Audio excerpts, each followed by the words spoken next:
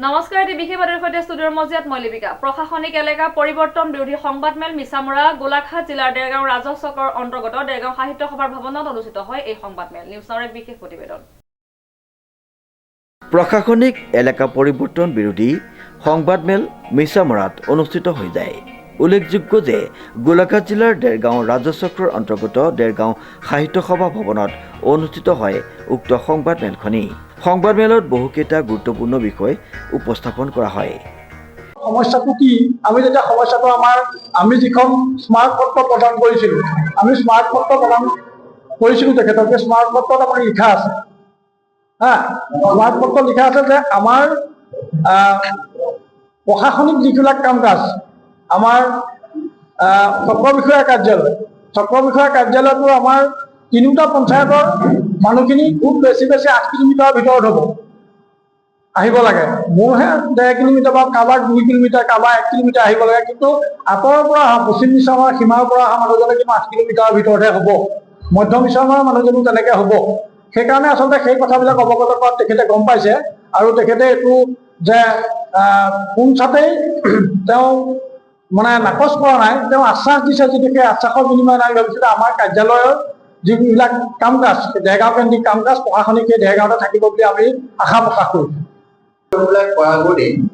চৰকাৰে এটা ঘোষণা কৰিছে যে এই কথাবিলাক যেতিয়া কোনোবা এটা আঁতৰি যাব, ইয়াত যদি ৰাইজৰ কিবা সুবিধা অসুবিধা বা ৰাইজে যদি কিবা ভাবে ইয়াৰ কিবা বেলেগ কিবা ব্যৱস্থা বিচাৰে, তাৰ কাৰণে তেওঁলোকে কৈছিল যে জিলাৰ উপায়ুক্তজন, এতিয়া যিজন আয়ুক্ত হৈছে তেওঁ, চক্ৰ বিষয়া, স্থানীয় যিজন MLA বিধায়কজন আৰু দেৰগাঁও থানাৰ যিজন মানে OC, তেওঁলোকে সভা এখন মানে পাতিব।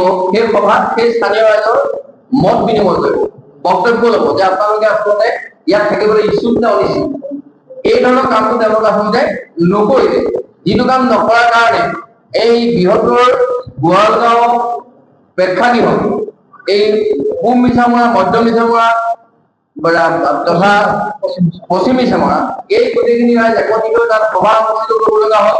সেই সভা অনুষ্ঠিত কৰি তাত আচলতে এখন দাবী পত্ৰ দিবলগীয়া হয়। আচলতে এই কামখিনি কৰিবলৈ আমাৰ ইচ্ছা আছিল, কিন্তু যেতিয়া আমি দেখিলো যে তেওঁলোকে সময়মতে কামটো নকৰিলে, মাত্ৰ 6টা দিন আমাৰ হাতত আছিল, সেই মুহূৰ্তত আমাৰ সেইটোৱে একমাত্ৰ উপায় আছিল যে আমি চৰকাৰ বস্তু অৱগত কৰিব লাগে। কিন্তু আমি এইখিনিতে অতিকে আলোচিত হৈছো।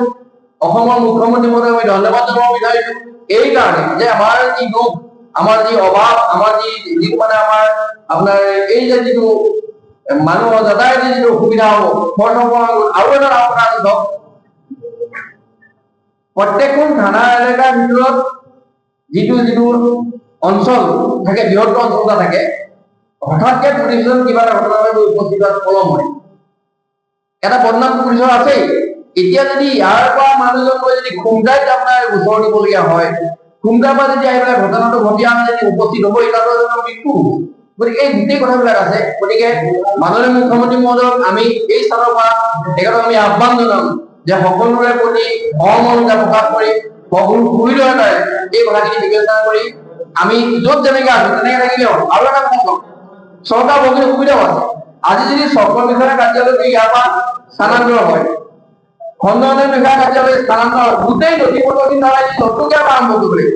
ইয়াত যেনেকে আছে তেনেকে থাকিলে হ'ল, এইটো খালি আমি চলাইহে দিব লাগে। গতিকে আমি আপোনালোকৰ মাধ্যমৰ জৰিয়তে আমি মাননীয় মুখ্যমন্ত্ৰী মহোদয়ক বিভাগীয় কৰ্তৃপক্ষলৈ অনুৰোধ জনাইছো যাতে যি যেনেকে আছে তেনেকে থাকিবলৈ দি আমাৰ লগত সহযোগিতা প্ৰকাশ কৰি, সহমৰ্মিতা প্ৰকাশ কৰি অনাগত দিনত আমি সহযোগ কৰিবলৈ সুবিধা পাওঁ, তাৰ বাবে আপোনালোকৰ চেনেলৰ জৰিয়তে মুখ্যমন্ত্ৰী মহোদয়ক আমি তাত অনুৰোধ জনাইছো।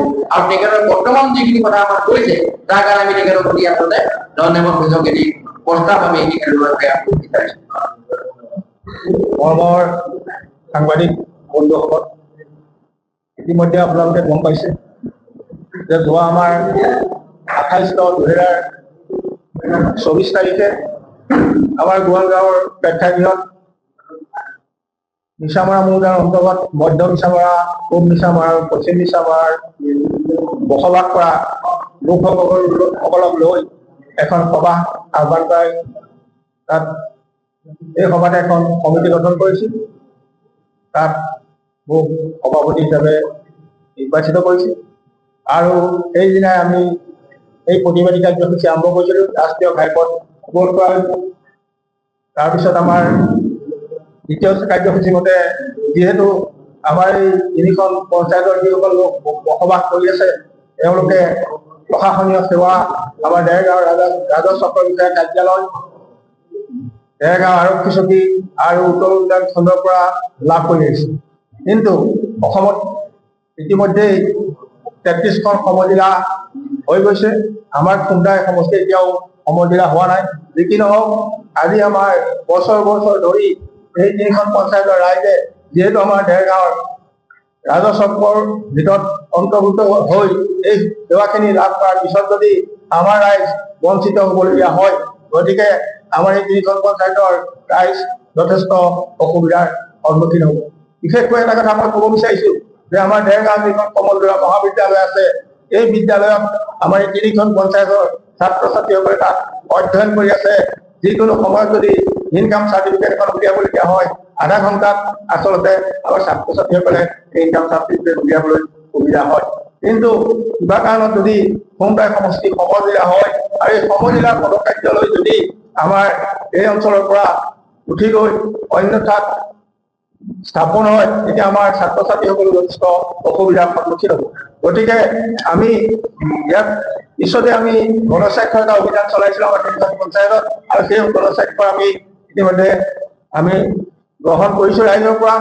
আৰু আমাৰ তৃতীয় কাৰ্যসূচী মতে যোৱা 19/3/2025 তাৰিখে আমাৰ মাননীয় মুখ্যমন্ত্ৰী মহোদয়ে আমাক লগ কৰাৰ এটা সুবিধা দিছিল, কিন্তু সেইদিনা তেখেতৰ বিশেষ অসুবিধাৰ কাৰণে আমাৰ 20 মাৰ্চ 2025 তাৰিখে দিনৰ 10:30 বজাত জনতা ভৱনত আমাক তেখেতে সাক্ষাৎ কৰিবলৈ সুবিধা দিলে। আমি আমাৰ সম্পাদক বিপুল মহন্ত আৰু আমাৰ মাননীয় সদস্য নৰেন্দ্ৰ দাস ডাঙৰীয়াৰ সৈতে আমি তিনিগৰাকী লোকে জনতা ভৱনত মাননীয় মুখ্যমন্ত্ৰী মহোদয়ক আমি সাক্ষাৎ কৰোঁ আৰু লগতে আমাৰ এই স্মাৰক পত্ৰ তেখেতক প্ৰদান কৰিছোঁ। দেৰগাঁৱৰ পৰা নৱজ্যোতি ভৰালীৰ ৰিপৰ্ট, নিউজ নাও।